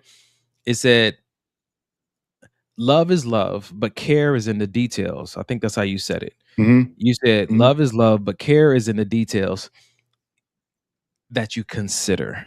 Mhm. And that's how we got to our conversation Mm. around, dang, you can't really care for someone who you're not considering. And I think Mm. that is the branch. That's so good. That's the bridge. Like you can God. love someone, but if you don't consider them, then you won't care for them properly, because Yeah. care starts with the consideration. Yeah. What do you think, bro? No, I mean, yeah, like you said, we discussed it briefly through text, but there's some things, even in me and Janae's dating relationship, where some things I had to come to realization, like, yeah, I love this woman, but how I'm acting, things I'm doing, or I had to question if I really cared, not necessarily for her, but for her and even for the relationship as it stood. You know what I'm saying? Did I care for the relationship? Because if I did, like you just said, you would handle it with care. You would And that handle it means- with consideration. There You it would is. consider, how is this action? How is this what I'm saying right now? How is what I'm not saying and what I'm not doing? How is this going to affect my partner? That's when we can start to say. Instead of trying to justify what I'm Yeah. doing and why I'm doing Yeah. it, Yeah. I'm considering, which means that you may get it wrong sometimes. And when your partner Yeah. says you don't have to say it like that, you at a crossroad. Well, you didn't have to hear it like that. Versus, because Yeah. the person I love, I might say it that way, but the person I care about also, I might say, you know what? Let me think about that, because I have to remember that I can't control how you interpret what I'm doing, but I care about how you interpret what I'm doing. Bro, That's the difference. A real life, real time scenario. Me and Janae, and we just were talking about it in the car, because I asked her, we were coming home from the movies. I said, what's one thing that I've done recently that has just irritated you or gotten under your skin, and it really bothered you? And so we were talking about it, and so she mentioned an instance a couple weeks ago. She was telling Denham, or she was having a conversation with Denham, and I inserted myself in the conversation. And I said something a certain way, and her tone changed in the conversation. And so once Denham left, we had to sit down and have a conversation about it, because I'm like, listen, no, I can't, you can't, we can't, do that. And then she said, oh, well, the reason my tone changed was because of but it was all conversation. It was, which I think is important, because what we're saying here is not stifle how you feel at all, out of consideration. No. You can feel how you feel, but the thing is the way you express that. The thing is, okay, like you just said, let's talk about why you even felt that way to begin with. Because at the end of the day, bro, it may just have been a big misunderstanding. But if we fly off the handle, I don't care about that, or I don't. Or if we try to impose our will in that situation, to me, that's when things start going downhill. So check this out. Let's hear from a therapist. Let's get it. Therapist said, I heard a therapist say, your feelings are always valid. Your behavior is not. She explained by saying, feel what you feel, but you need to be accountable for what you do as a result of those feelings. There it is. There it is. There it is. We're not saying repress your feelings, shut your mouth, quiet down, don't be honest, don't be authentic. But we are saying that there is an accountability that you need to be aware of for how you choose to let those feelings be expressed towards the person that you say that you love. And like me and Mike discussed earlier this week, The consequence remains long after the moment that you made the choice in. Yeah, that one's gonna stick with me for a while. That's so good. Sheesh. And you know, bro, what has helped me in my walk with caring for my relationship and caring for Janae is intentionally being sensitive to what it is she needs in the relationship. Not from me, just what do you need in the relationship to be whole in the relationship? And I feel like if these spouses and partners become sensitive to their partner, I feel like they would see a lot of growth in the relationship. Not assuming, not just be sensitive. Maybe sit back and just watch and try to understand and ask some questions without assuming you know the answer. You know what I mean? Oh, she like flowers, so I know she gonna like these roses. Just for example. No, my nigga. No. Learn your partner. That's good. And then keep learning your partner. So Rashonda said, is it even love if you don't consider them? I want to say yes. So that's what I'm leaning toward, but I want to I'm gonna say yes, and I'm gonna tell you why I'm saying yes. I'm gonna read to you what I put under the post. Let's get it. So this post says, I'm learning that love isn't known by how deeply I feel something. Sometimes it's known by what I refuse to do with what I feel. I can be angry and still choose not to be cruel. I can be frustrated and still choose not to disrespect you. I can be hurt and still decide not to weaponize what I know about you. That doesn't mean I'll always get it right. I'm still growing too. But I do believe the presence of love naturally sets boundaries around our worst impulses. Because, and here's the part, the more I embrace the reality that I love you, the more love will continue to mature me until certain versions of my anger, ego, fear, frustration, and pain lose permission to reach you. So I want to tell Rashonda, hold on. That's come on, good brother, good bar. good brother, good bar, man. Yo, so I'm gonna respond to that, but I'm gonna tell Rashonda real quick.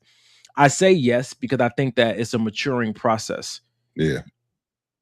I said it earlier in the podcast. You love someone, but the surrender of letting love work through you towards someone is a process.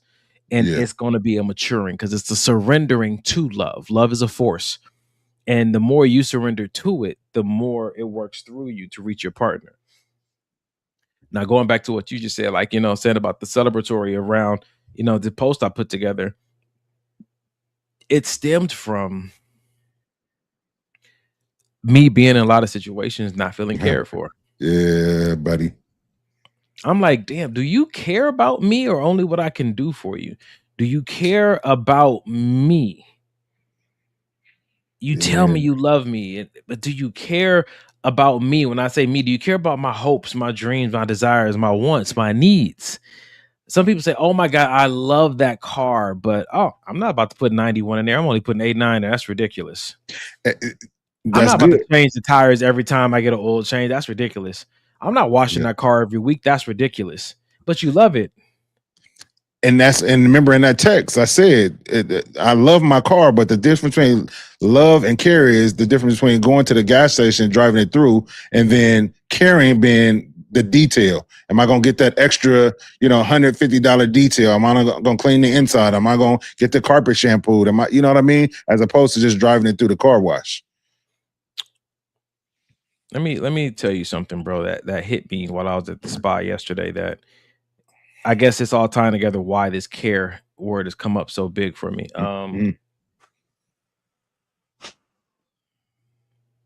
Man, I was talking to chat. No, me and Claude. Me and Claude was having a conversation. Just about, kind of stuff I've been doing recently, last 5 years. Yeah. Claude told me, Jesus. Something completed. Okay, what? Okay. Providing transfer. Okay.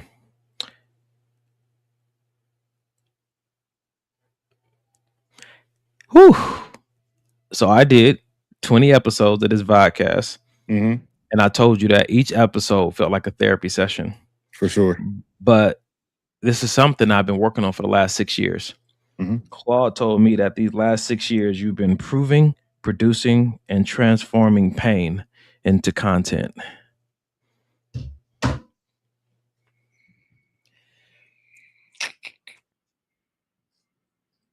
That's heavy.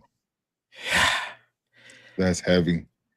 I put the topics heavy. into Claude, and I told Claude, I said, these are the topics for the episodes. But I said, I talked about molestation. I talked about Yeah. abortion. I talked Yeah. about disappointments from my grandmother. I talked about losing my identity because somebody broke up with me. I talked about thinking a child was mine and it wasn't.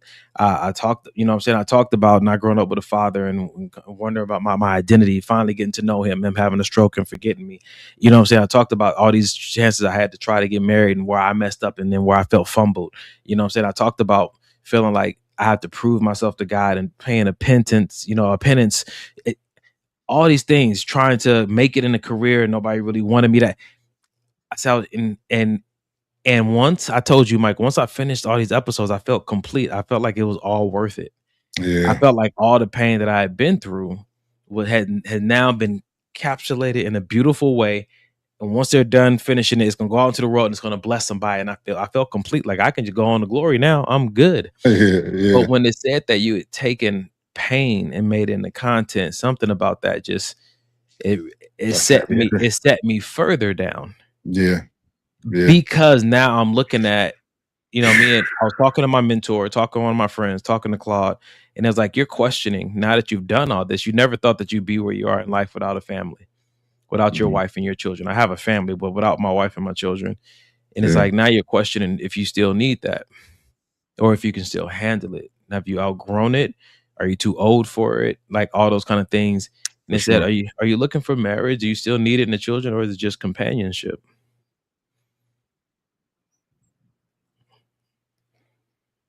And I'm like, golly. So of course, this is gonna be our discussion for Tuesday. I was like, it's the companionship. And it's like, so what makes it companionship? And it wasn't love, bro. It was care. And so that's where all this started really bubbling up for me, and why it's such a hot topic for tonight's episode, bro. Yeah, man. That's a hell of a revelation. Dang. All right. Yeah, man. Oh, okay. Yes. Yeah. That's gonna be good. Yeah. That's gonna be. Yeah. All right.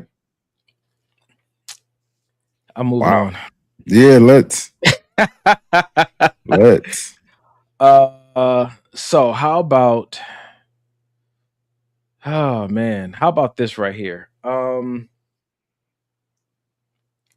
remember this post? What have you done this week to make you a better lover, non-sexual? And so when we're thinking about people genuinely want to be cared for, Yeah. if they had to choose between someone loving you and feeling cared for, I think that even though they should be so close, it's hard to differentiate between the two. I think a lot of people feeling that lack in their relationship of care. And so when I ask this question, what have you done this week to make you a better lover, non-sexual? We are still talking about caring for the person that you're with. How would you answer that question, bro?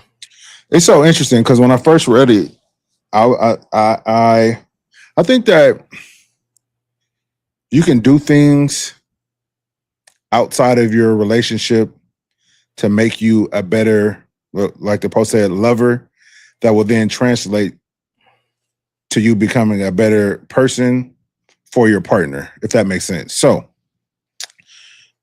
lately in the gym, I've been purposely giving compliments, male and female. I've been purposely I haven't helping gotten people. one. Just to let you guys know, I haven't gotten one compliment. I didn't say nothing about the rear delts. You did. I appreciate that. Go ahead. I've been purposely stopping my workout, helping people if they got bad form. But what it's doing for me is it's even bro, you will be proud of me. So yesterday, I'm a story time. Yesterday, I'm leg day. I did a leg day yesterday, and so I'm in the gym, and I'm on my leg press, so I got like all the 45s, and so a guy comes to the what's the machine right next to the leg press where you put the belt on, the belted squat machine. Yeah, sure, yeah. So I see him kind of looking around. He's looking at my rack, and he's like, "Dang!" So I stopped what I was doing. I went and found him 45 plates, took them to him, and helped him put them on. Completely stopped my workout. So he's doing, and he wants to go up. So maybe like 3 or 4 sets go by. He's like, dang, I want to go up, but I can't. So again, stop my workout, help him find more. So what my point is, bro. I am proud, bro. I am very proud of you.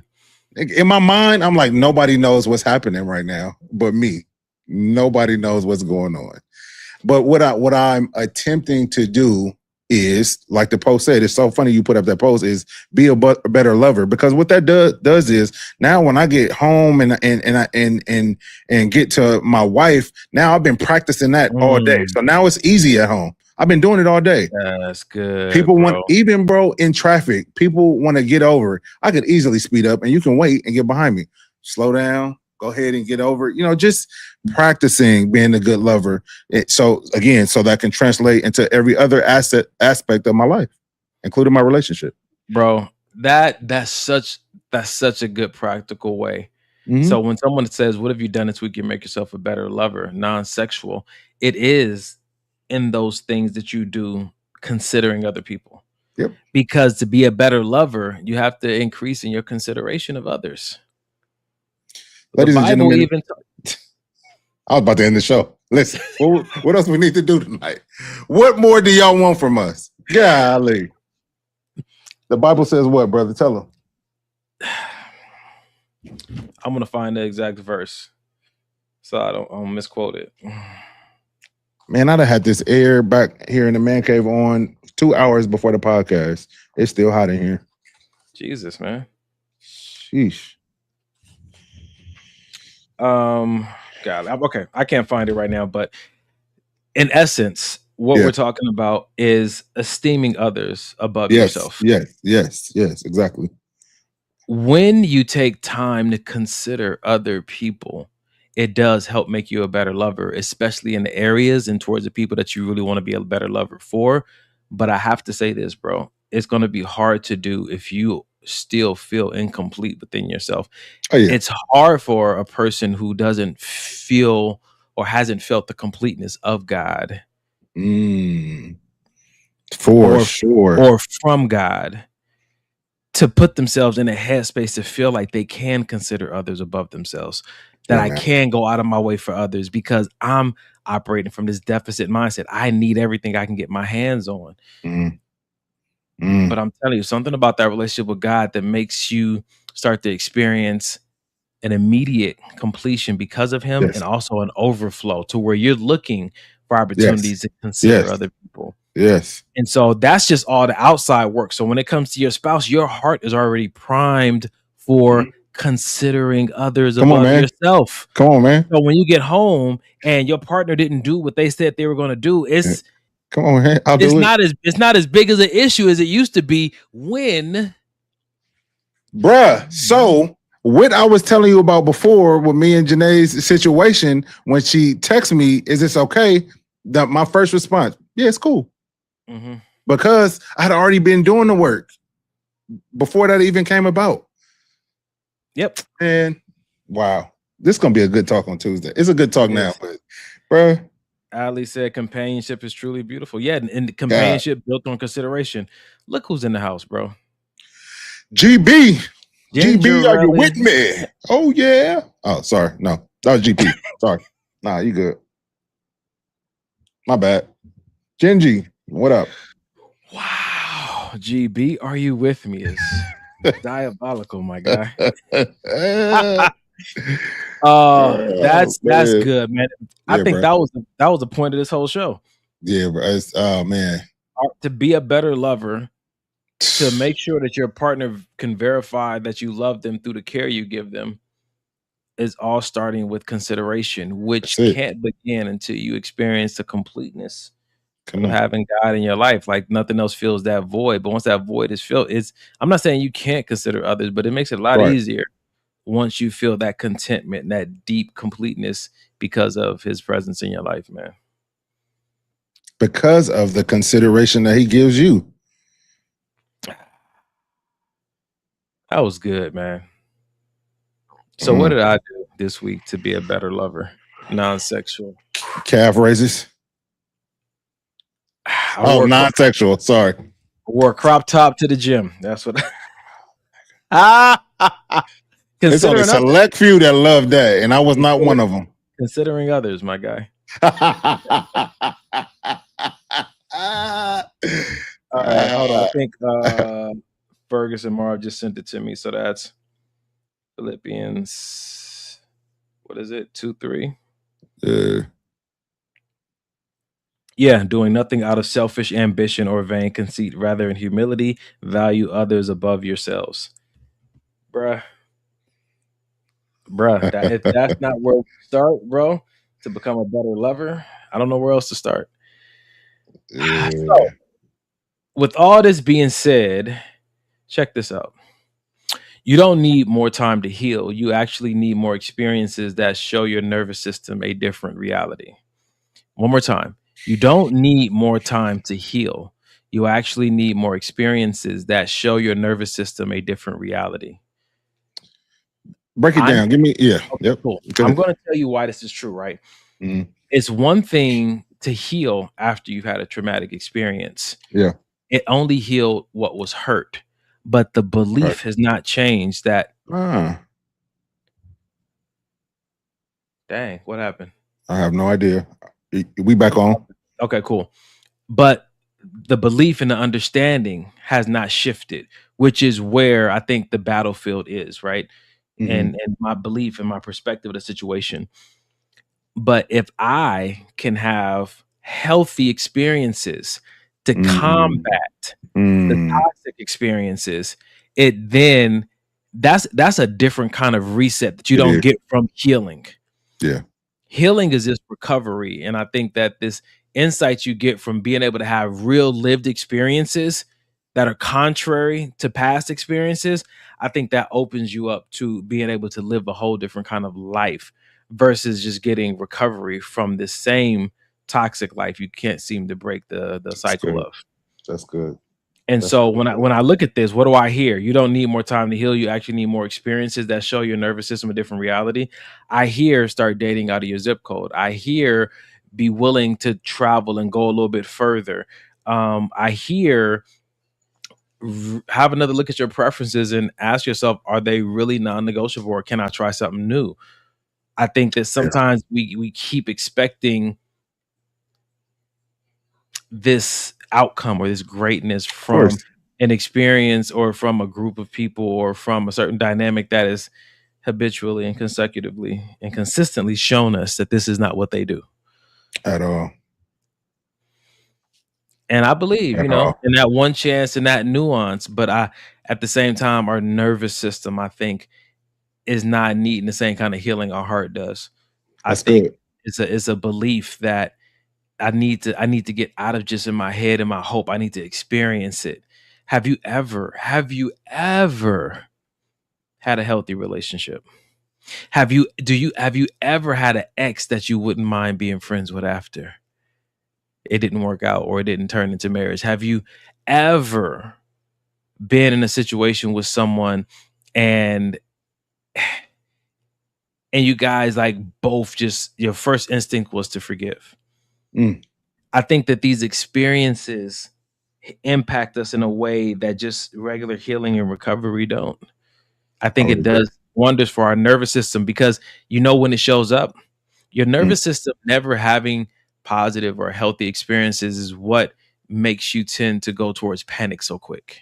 It's also what makes us gives us a greater tendency to slip into paranoia. It does. So if your nervous system never gets a positive or healthy experience, when things are going good, you're going to think that it's only a matter of time before they go bad because you've never experienced the good or the healthy. Damn. I'm not saying that that's your fault. No, I'm just saying that we got to put ourselves in situations to have a greater chance at experiencing the things that we want and stop thinking that everybody else is doing this to me and start recognizing that I have the power to choose where and who I date, where and who I become friends with, where and who I decide to get employed by, where I choose to live. I can move to a whole different side of town. Yep. I don't care if people call me a sellout. I can move to a whole different state. I don't care if they're not the most culturally aware or the most trendy or the most popular or they don't have a beach. Like, it's some of these things that are not a big deal are keeping you in environments that will never serve you. That's good, bro. Yeah, man. That's good, man. That's good, man. Me and Mike said before the show, let me look at these. She said I'm done. That's not what we're gonna do. Not adding anybody to the stream. I was gonna say those sexual y'all. Wait a minute. What we talking about, Jen? You don't come over here starting trouble. What she say? I was gonna say those sexual y'all. I think she was talking about your calves. Okay, I ain't yo, sexual ass calves, nigga. Wow. Okay. What I was gonna do. It's 9:37. Me and Mike were talking about ending the show early tonight, just because it's been a long week, and we still might do it. But I wanna put this video up, bro, because we told people last week that we were gonna give them this video and have a discussion about it. I'm not saying we got to go till 10 o'clock, but let's at least touch on the video like we said that we would. I guess if we can. For the emotionally immature person, reality is really pretty optional. Meaning that if I'm an emotionally immature person, I'm going to interpret life through the lens of how it makes me feel. So if you say to me, and I'm an emotionally mature parent, Mom, I don't want you stopping by without calling first. Okay, to me, that feels like I've been slapped. That feels like I'm not loved. And so I might say something like, oh, well, I must just be the worst mother ever if I can't stop by to see my own daughter. Okay, which makes you crazy, because that's not at all what you said, and that's not at all what you meant. But because of the egocentrism and because of that emotional way of interpreting reality, what I feel is what I know to be true. Andy, who was that young lady? Because she was cooking. You agree with what she said, Dr. I do. I see people unravel all the time when boundaries are set.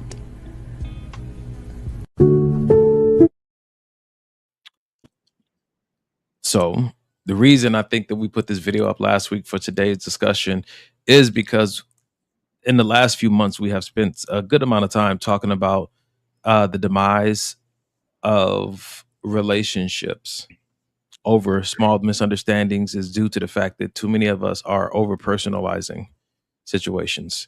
We're making things more about us than they are or than they need to be. So what did you think? I saw you smile when the lady said, oh, I must be a horrible mom if I can't come see that interpretation through emotions. Oh, I feel like I'm a much more mature parent now, but I even still go through emotions when, I ask Denham a question and he doesn't want to really talk to me about it. It's difficult for me, or even I think I told you this before, or I'll tell him something and then you'll come over and you'll say the same thing and y'all will sit down and have a fucking conversation about it. You know what I'm saying? What are you hearing in those moments? I'm hearing my son doesn't want to talk to me because I'm not a good enough parent. I'm hearing somewhere I failed, because if I was a good father, then he wouldn't have any problem opening it up to me first. You know what I mean? But in my mature mind, I'm hearing he admires his Uncle Donnie, and his Uncle Donnie speaks to him in a way that I may not, or reaches him in a way that I may not be able to.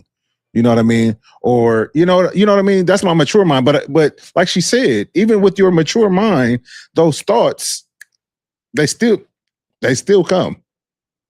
I think it's interesting. I think that, and here's a place that I have to check myself, and I have to ask myself, have I been patient enough in my previous dating situations? Because I remember the first few dating experiences I had with people who interpreted through their emotions. Mm-hmm. And it's very discouraging. It was very discouraging back then. But you know, trying to push through it, but not really giving language to what my issue was with it. Just like, I hope they never do that again. I hope they never do that again. What happened is that over time, my tolerance for it got less and less. And now I'm older and I can give language to it. Right. But my tolerance is so short for it that at the first sign of it, I'm like, nah.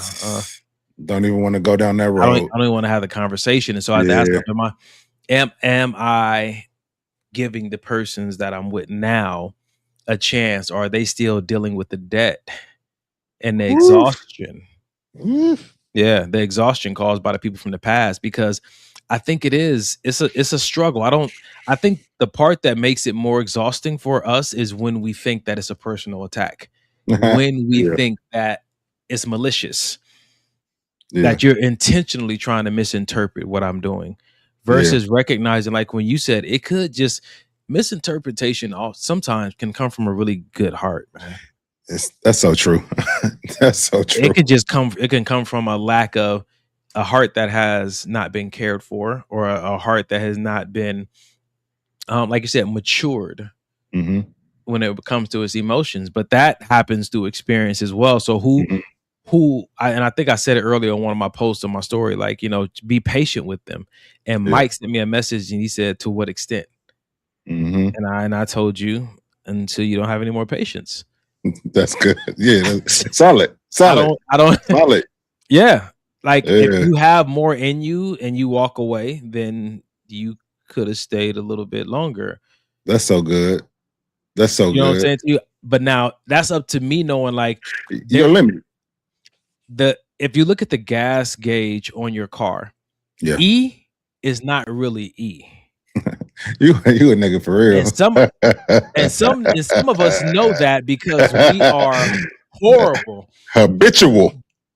But E is telling you, like, yo, this is it, man. You're like, this is when you should really stop the car. But can I go? We want to see how far can I really go? Yeah. So I think E is letting you know that there is more gas, but if you cross this line, you're going to start damaging the car, even if it's still running. And so I think for some of us, when it comes to patience, that we need to have that same kind of gas gauge. Like, yeah, I know I have a little bit more, but this last little bit is keeping me from damaging myself. And I'm gonna use this to get to the gas station. Or I'm gonna use this to make my transition out of this relationship. Because if I don't use it now, I'm about to break down. We should turn, maybe this will help, into like a AAA service for relationships. Listen, brother. Seriously. Either AAA or a gym for relationships. Either one. Oh, God, man. That's so good. But going back to this, man, I think that even with me, I love having Tuesday check-in time with you, because I know that I can be that way too. I can see a person act in a certain way because of the disappointments I've experienced in my life, and emotionally interpret it instead of asking the question. Hey, that makes me feel like a bad parent. And I know it because some of the spats that I've gotten into in my relationships have been around, like, I've done nothing to give you the evidence that I would even, you know, I'm a good guy. Like, these are and I remember I can hear in my head the people on the other side of the phone saying, I never said you weren't. That's crazy. Well, why don't you trust me? You say you don't trust him, and I've done nothing. It's like, I never said you did anything. So I'm interpreting through emotions, internalizing and over personalizing the situation, making it about me when the person is just like, this situation does this to me, not you. And I think that when I sit with you and I have these conversations, that is how my emotions are allowed to, or get the chance to mature. Yeah, man, that's good. That's good. We get to call each other and not call each other out. Like, one thing I appreciate about our brotherhood is that when you or I catch each other Mhm. in a I told you so moment, Mhm. we never capitalize on it. No. Oh no. It's never an I told you moment. It's almost like we both recognize what it feels like to be in that situation, and the person still treats you with a sense of care. Like, Yeah. I've been telling you this for 3 months, and you know it. You can see it in my tears that I remember you saying it, and you look at me and say, "But we're gonna be all right." Yeah. There's no need for me to say I told you so. And there's something beautiful about having friends in your life who don't need to mark that off, who don't need to have that win in the conversation because they want to be right that bad. I feel like that's a part of care. Those are friends that care about your emotional well-being in those moments. They're esteeming you above their desire to want to say, like, man, you should listen to me, man. I've been trying to tell you. Now they're over personalizing the moment. Right. Golly, right. Yeah. And they yeah. Yeah. Yeah. That is. It really I think is. that if there's any takeaway from this conversation for ourselves and the audience tonight, is to just be mindful when you hear something that wasn't said. Ask yourself, where is that coming from? Just repeat it one more time for the people in the back. God. I think it's important for us to be mindful when we hear something that wasn't said, because that voice or that thought that got access to you came from somewhere. And I think that if you've made a healthy choice in a partner or a friend, it's okay to say, when you said that, here's what I heard. And have a conversation around, I know you didn't say that, but that's what I keep hearing in this moment. And see where that conversation gets you versus you trying to defend yourself against an attack that never really happened. Not from that person, at least. Clarifying questions. So I know you said XYZ. Is this what you meant? Oh, no, I didn't. That's not how. Cool. Or, yeah, that is how I meant it. Either way, it's still a healthy conversation. Yeah, man. And not just me assuming that because my wife said, she wasn't making tacos tonight, that what she really said was, I want a divorce. Bruh. like, no, but it's extreme. Did you see those posts on they be on social media, and you got a wife coming on with her camera and saying, so my husband said he wants a divorce. And then here he is in the background. All I said is that we got to send the Amazon stuff back. All I said, we got to send it back. She said, exactly. You want a divorce. It's funny and it's extreme, but I feel like that's really what it is when you're thinking only on emotion, or when you're reacting only based on the emotions that you feel. So, but this is the takeaway for me personally. I need to hold space for that, because people are going to come into the dating and relationship and marriage arena still probably working through those things. And so it's important to have an emergency account of patience, an emergency account of care for situations just like that, to where, like, especially for me, I need to make myself aware that just because I marry someone doesn't mean they're never going to misinterpret what I'm saying. Oh, yeah. Because if I don't, that's about to be a hard life for them. For sure, brother. For sure. So I need to prepare myself to have those conversations and not immediately think I married wrong because this person misinterprets my actions or doesn't see what I'm trying to do and can't trust me. That I don't need to immediately think like, man, I waited my whole life and now I done ruined it by marrying this person. I'm not gonna get a divorce, and now what was the point? And I didn't rob myself of every bit of motivation and discipline to stay a healthy husband, right? Bruh, don't I know it? Don't I know it, brother? Well, tell your wife. Gingy said not making tacos is divorce activity, though. I'd like for sure. For sure. But Gingy, in all fairness, there's this, huh? Are you about to talk about this chicken sandwich? I am, yes. It's not just a chicken sandwich. There's this chicken Caesar salad sandwich with bacon that my sister-in-law makes. Jesus. Yeah, no, it's. And although she said it was a labor of love because it's not as easy as tacos, that when I tell you that thing, you know what? I know I know her. I've known her long enough. I know she was sitting on the side like that's nothing because she is a sandwich connoisseur. Like she makes gourmet sandwiches, so she probably already knows how to make that sandwich and what I'm talking about. So that's beside the point. She said, "You ain't saying nothing slick to a can of oil." Hey, anyway, you ready to shut the show down, bro? Or you want to give them a teaser for next week? Yeah, let's do that. Let's do that. Right. Teaser for next week, ladies and gentlemen. Don't date an overthinker. You want to know why? Because an overthinker will always put your emotions first over everything, always. They will actually listen to you and try to understand you. They will think about you day and night, wondering if you're okay, if you need anything, or even just if you're having a good or bad day. They will literally do everything in their power to make you happy. They won't play games. They're always going to pick up the phone and answer your messages as soon as they can. There's no playing hard to get with them. They will never leave you guessing. You're going to be the only one that they have eyes for. They will drop everything to be with you when you need someone. They're going to love every single part of you, even the things that you don't like. And they will worry that one day you'll leave them because to them, you're everything. They will analyze your every word and change in behavior.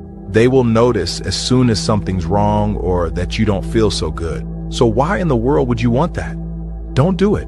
Not unless you plan on spending the rest of your life with them. Because when you leave an overthinker, their mind may spend years trying to solve a breakup that no longer has an answer.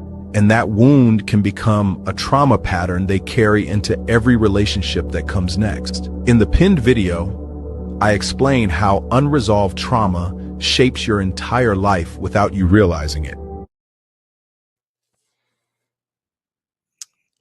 So that's going to be next week because it's like you start the video off thinking like, oh man, that's actually a good person to be with. And then you start to see, oh, there's some pros and cons when it comes to it. But I tell you, bro, I can relate to a lot. I know. All I heard was you throughout the whole damn video. Sheesh. From being in the relationship to being out of it, and taking time. Like Mike knows I'm single now, but I refuse to because I like to walk into situations clear. For sure. And sometimes it takes me a little bit longer to get clear because I be both feet in. Yeah. And not from an expectation of it's going to always last. I think for me, it's always like, I just don't want to, I've done it too many times before, but I don't want to anymore be out of a situation and wonder if I did give it my all. That hurts. That it does. I think for me, without going too deep into the video, I just think I think we may need to really get a definition for overthinker because I didn't. Yeah. Is that an overthinker? Or is that somebody who loves hard or cares hard or you know what I mean? I don't know, but we'll see. I like it. We'll see. I like it. I think that's a good note. Ladies and gentlemen, at the end of every episode, we like to leave you guys with a resource. Because maybe something we said tonight, maybe it triggered you. Maybe it brought some things to your mind that hurt and you need somebody to talk to, or maybe you want to work on being a better lover and you need to learn some practical ways to enhance your care, you can reach out to this number right here, 988. Even though it is a suicide and crisis hotline number, they do have counselors that answer the phone that can get you connected to resources, reading material, workshops, or maybe even support groups, depending on what your struggle, your addiction is, or your desired effort, your desired area of growth is. If you want to learn how to be a better husband, you can call this number and get connected to groups of men who are trying to be better at that. If you're struggling with misinterpretation because of certain things that have happened in your life, there's materials and books you can read up on concerning that to help start to get you to maybe heal or cleanse your lens a little bit, whatever one you may need, whatever it is, man. Even if you are struggling with a heartbreak and you're trying to, it's hard to find your why right now to get up every morning and to try to show up to work, because what's the point if you can't have that person? You don't have to go through that alone. We can do it with you for 2 hours on Sunday, but you need more than that. Reach out to this number, 988. Get connected to one of the counselors. Even if you don't want to talk, you can text that number or you can chat with them online. We've had people from this show, multiple people reach out. They are a legitimate resource. They do follow up with you and check in with you. And if you know somebody who's having a personal crisis, don't think just because you care about them, you know how to care for them, you can make the situation worse. Nothing makes a person feel more cornered than feeling like they can't do it and somebody telling them, yes, you can. Come on, man. It's not about you telling them, yes, they can. It's about you giving them a resource or showing them how they can. And you may not be equipped to do that. But if you want to help somebody, reach out to this number, 988, and tell them your situation. Hey, brother struggling with alcohol. My sister is struggling with lust, or, that my auntie just had a miscarriage and I want to be there for them. What's the best way to approach it without making it worse? They can also help you with that. Yeah. Anything you want to add to that, bro? Oh, wait. So Gingy says she didn't know I could call the suicide hotline for my relationship advice. Yes, you can. You absolutely can. Yeah. So for something as small as a breakup from a dating situation to something as grand as, my partner stepping out of our marriage, like they cover all of it, man. Yeah, it's pretty solid. What would I say? I like that. That part about what have you done this week to be a good lover, non-sexual. And I would task our viewers to pay attention to the things this week that you're doing to be a good lover. You know what I mean? And then also seeing what benefits come from it in your own, whether it's your relationship with your parents or your spouse or boyfriend, girlfriend, homeboy, homegirl. See what benefits you get from just putting that love out into the world and see how it returns. It's good stuff, man. Because I didn't realize my return until we were talking about it. My return happened same day, literally on my drive home from the gym. Wild work, bro. Wild work. It's good, man. Yeah, I think we came into tonight's conversation a little different than we normally do, because we had some stuff to get out, and I knew it was going to be a good conversation. So if you guys didn't get a chance to catch the beginning of this podcast, go back and watch it tomorrow when you get a chance. We did spend a good amount of time, I think the whole first hour and a half, mostly talking about you love me but don't care for me, and how to identify when your person feels cared for, and how to verify when you feel cared for, and why that's really important, and how love may not always mean care if there's no consideration. But not be hard on yourself or the other person, because surrendering to love is a maturing process. Yeah, it is. Yeah, man. So this is a good one to review later on this week, you guys. But we love you. And Mike, you praying us out? I don't know how to interpret that. If you care about me, Father God, if there's any other brothers out there that you could send me the receipt for this one right here. This one's too black. Father God, we thank you so much for tonight's conversation. I personally want to just thank you for having this vehicle to be able to have these kind of conversations, because you know what's been on my heart and my mind. I'm just grateful for the season that I'm in, and to be able to be as vulnerable as I need to be on this podcast, so that others can see how you're walking me through it. It's such a beautiful thing. I thank you for a brother like Mike to be able to do this podcast with and just do life with. I just thank you that we are here and being able to just offer this to this generation, that may be something we say can be of benefit to them and be helpful. As we go to bed tonight, may we remember the things that really impacted us. May we sit with them. We believe that the right seeds were planted in the right people, in the right minds, in the right season. And now it would be our responsibility and theirs individually to sit with it. Go to your word, sit with our counselors, and water the seed that's been planted tonight, so that we can break free where we need to find freedom, so that we can enhance and steward more properly the things that you've given to our care in this season. Ultimately, we just pray for alignment with you, closeness with you. And man, until next Sunday, Father God, keep us all safe. In Jesus' name, amen. Amen, good brother. Amen. All right, until next Sunday, y'all. 2 Chainz. Can we talk for a minute? Come on and talk to me.